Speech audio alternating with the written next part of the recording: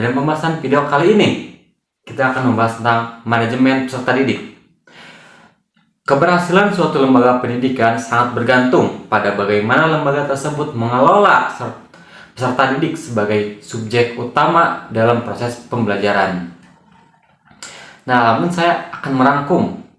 Yang pertama, pengertian dari manajemen peserta didik adalah proses pengelolaan seluruh aktivitas peserta didik sejak masuk hingga keluar dari lembaga pendidikan secara efektif dan efisien. Nah, adapun tujuannya yaitu mengembangkan potensi peserta didik, membentuk karakter dan akhlak, meningkatkan prestasi belajar, menjamin layanan pendidikan optimal. Adapun juga fungsi dari manajemen peserta didik. Yang pertama, perencanaan, menganalisis apa saja kebutuhan fasilitas sekolah untuk masa depan, lalu menyusun anggaran biaya agar tidak terjadi pemborosan dana. Yang kedua, pengorganisasian, membagi tugas kepada staf sekolah tentang siapa yang bertanggung jawab. Ketiga, pelaksanaan, merealisasikan rencana dengan cara membeli barang, mendistribusikannya ke kelas, dan menggunakannya untuk kegiatan belajar mengajar. Yang terakhir, pengawasan, melakukan pengecekan rutin dan juga perawatan berkala untuk memastikan semua fasilitas tetap awet, aman, dan tidak disalahgunakan. Adapun ruang lingkup dan tahapan manajemen peserta didik. Nah, tahapan manajemen peserta didik biasanya mencakup proses-proses yang bertujuan mengatur, membina, dan mengembangkan peserta didik dalam lingkungan belajar. Secara umum, tahapan-tahapan itu bisa diuraikan sebagai berikut. Nah, yang pertama, perencanaan peserta didik. Menentukan jumlah peserta didik yang akan diterima, menyusun kebutuhan sarana dan prasarana, membuat rencana program pengembangan peserta didik. Nah, yang kedua, penerimaan peserta didik, menyusun kriteria dan prosedur seleksi, merumuskan syarat pendaftaran, dokumen wajib, jalur masuk seperti jalur zonasi atau prestasi, serta standar nilai minimal yang harus dipenuhi oleh calon siswa, melaksanakan pendaftaran dan seleksi masuk, menetapkan peserta didik yang diterima. Nah, yang ketiga, pengelompokan peserta didik, mengelompokkan peserta berdasarkan kelas, minat, atau kemampuannya, menyusun jadwal kegiatan belajar mengajar.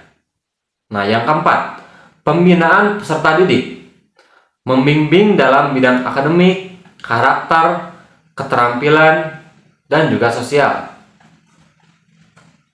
Nah, membimbing akademik, membantu siswa memahami materi pembelajaran, mengatasi kesulitan belajar, serta mengarahkan mereka untuk meraih nilai dan prestasi yang optimal.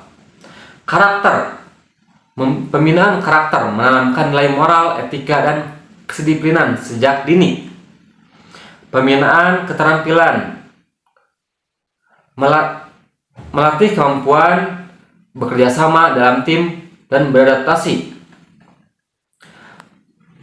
Melaksanakan kegiatan ekstrakurikuler dan pengembangan diri. Memberikan layanan konseling. Layanan konseling menyediakan ruang konsultasi bersama guru BK untuk membantu siswa memecahkan masalah pribadi, mengatasi tekanan emosional, serta merencanakan kelanjutan studinya atau merencanakan kelanjutan karir. Nah, yang terakhir, yang kelima, evaluasi peserta didik, melakukan penilaian hasil belajar formatif dan sumatif. Pembelajaran evaluasi formatif adalah penilaian yang dilakukan di tengah proses pembelajaran, seperti kuis atau tugas harian, untuk memantau pemahaman siswa dan memperbaiki cara mengajar guru secara langsung. Nah, evaluasi sumatif. Penilaian yang dilakukan di akhir periode belajar, seperti ujian akhir semester, untuk mengukur capaian kompetensi total siswa dan menentukan nilai rapot atau kelulusan. Mengevaluasi perkembangan sikap, kepribadian, dan keterampilan. Nah, mengevaluasi sikap dan kepribadian. Pemantauan berkala terhadap perilaku sehari-hari siswa, seperti sopan santun, jujur, kedisiplinan, untuk memastikan karakter mereka berkembang ke arah yang positif.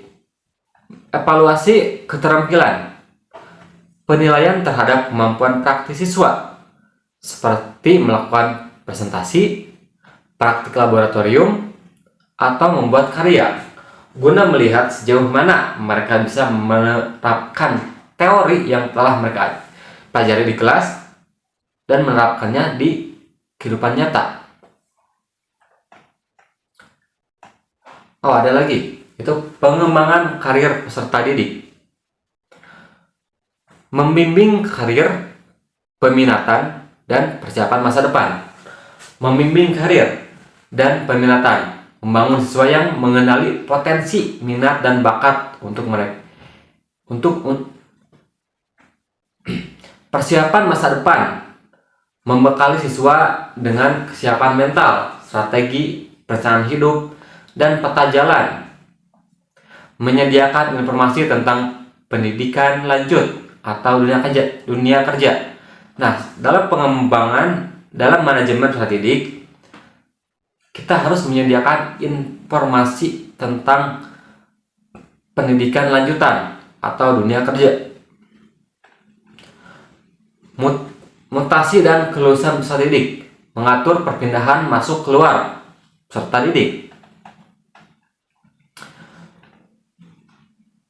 Menetapkan kelulusan berdasarkan kriteria yang berlaku. Adapun kriteria kelulusan yaitu mengacu pada standar baku yang harus dipenuhi siswa, meliputi penyelesaian menyeluruh program pembelajaran, memperoleh nilai ujian di atas batas minimal, serta memiliki nilai sikap perilaku yang minimal berkategori baik. Adapun pentingnya perencanaan peserta didik. Yang pertama, merupakan bagian tak terpisahkan di sekolah. Tanggung jawab formal pada kepala sekolah. Tanggung jawab material pada wakasek kesiswaan. Melibatkan stakeholder seperti guru dan komite. Peserta didik harus direncanakan, karena dengan adanya perencanaan segala sesuatu dapat dipikirkan dengan matang, sehingga dapat mengestimasi hal-hal yang akan dihadapi, dan jika terjadi masalah akan dapat diselesaikan segera mungkin. Sebagai kesimpulannya, manajemen peserta didik bukan sekedar urusan administrasi mencatat data siswa. Ia adalah komitmen jangka panjang lembaga pendidikan untuk mengawal tumbuh kembang siswa sejak hari pertama mereka masuk hingga mereka lulus menjadi alumni. Dengan perencanaan yang matang, pengorganisasian yang tepat, pelaksanaan yang konsisten, serta pengawasan dapat menciptakan ekosistem belajar yang kondusif.